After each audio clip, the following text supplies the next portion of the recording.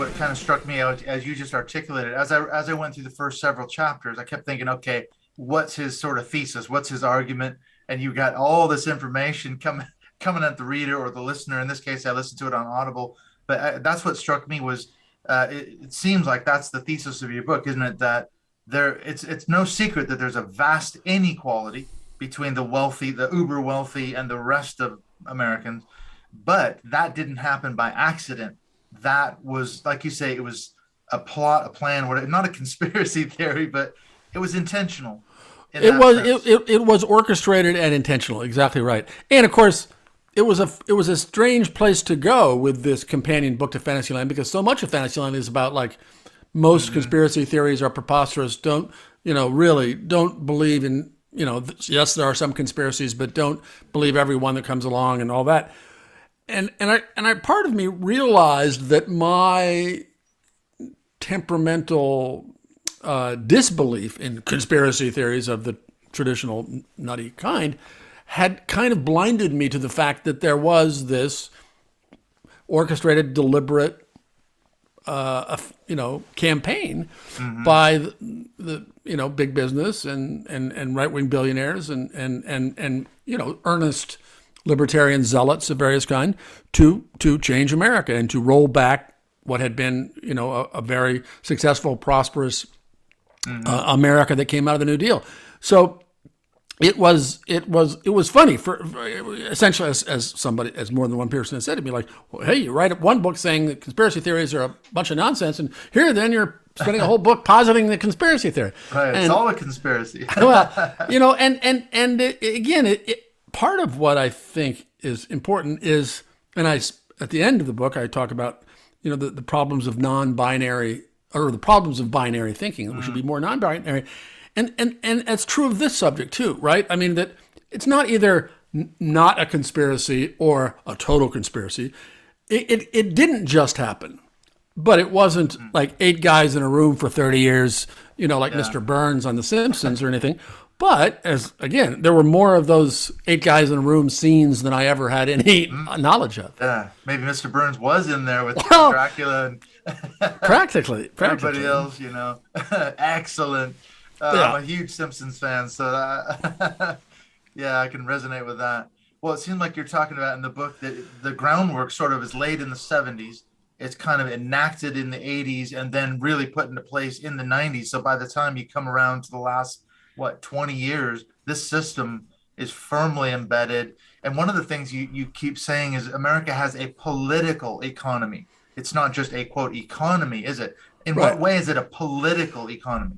Well, all countries have political economies. Mm-hmm. The problem with talking just about the economy is that it has this neutral character, like, that there aren't political choices and policy decisions made all along the way about how much the wealth should be shared, how high the tax rate should be, how much private interests versus public interests, where that balance should. So all of those are political choices, and so I think it's important for all of us to think about the system in that way. That it's not just economics is economics, and that there is only one way even to organize a free market capitalist system. I mean, Mm-hmm. as I explained, there are many very distinct flavors of that, from the Nordic countries to the UK to America to Canada. I mean, it's done differently. So I think it's important to, and I make that point early on at the beginning of the book, to say, yeah, it's politics. It's not like the economics and the free market system are not like some given piece of nature. There are choices made, and in every society, the governments, either democratically or not, create the rules by which business happens and jobs are created or not, and all that. So, that's what I mean by political economy. Mm-hmm.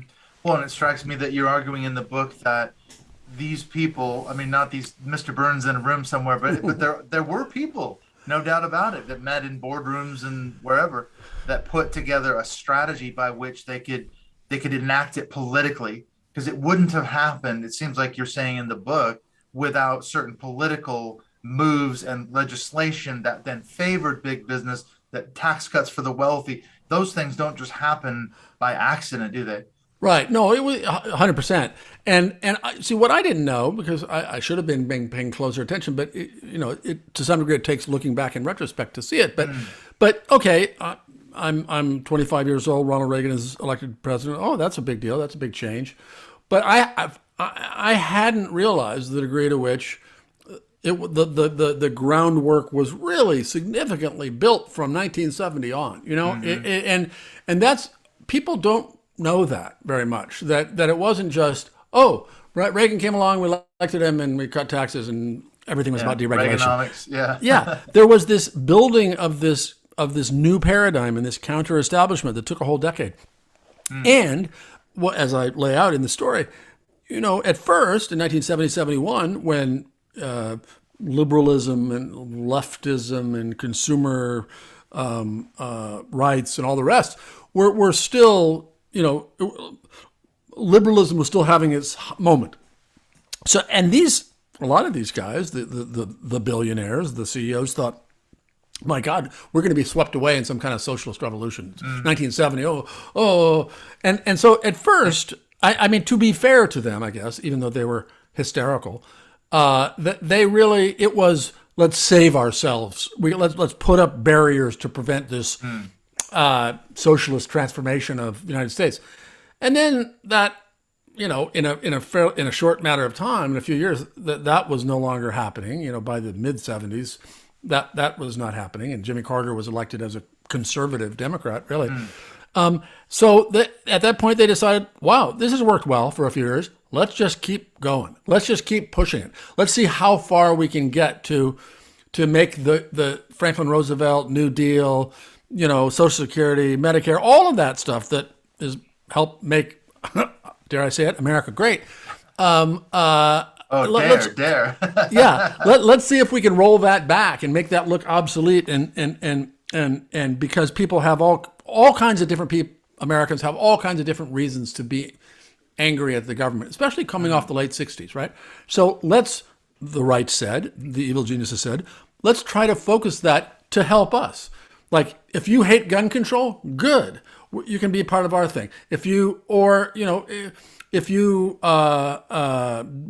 like the local government taxing you too much with property taxes, you're on our side. So by having a long project of undermining trust in government, which had already taken a couple of big blows, but from Watergate and the Vietnam War, they were all about undermining trust in government, such that their program, which they didn't care about abortion, they didn't care about gun control, they didn't care about all of that stuff that so many of their new supporters did. They just wanted no regulation on business and taxes as low as possible on themselves as individuals and their businesses, which was done, taxes were cut by half from where they had been since the World War II. So that's what happened. And then, as you say, I mean, starting in the 70s too, and I was aware of it at the time, but again, looking back, it's clearer to me. Democrats in the United States were also starting to talk about, like Gary Hart, who had, ran for Senate, became a senator in the early 70s, was saying, oh, the New Deal, that's old and obsolete. We can't think about things that way anymore. Yeah, unions, they're old-fashioned. We don't need unions anymore. All of this. So by the time, by the 90s, certainly, there was no difference, effectively, between most Democratic politicians and most Republican politicians on what were the axiomatic principles of economics. So suddenly there were plenty of people who, working people for whom the Democratic Party had always been the party of the working man and woman. No longer, there was both parties didn't have their backs economically. Neither party was really, affiliated strongly with the trade union movement, and on and on and on. Or, so it became a political disaster. It could be, well, which which of these parties hates the same people you hate more? Oh, and for a lot of white working people, it was the Republicans. Right. The Republicans. And the Democrats aren't going to help me economically. Republicans probably aren't either, but at least we hate the same people. And 40 years later, here we are. There we are.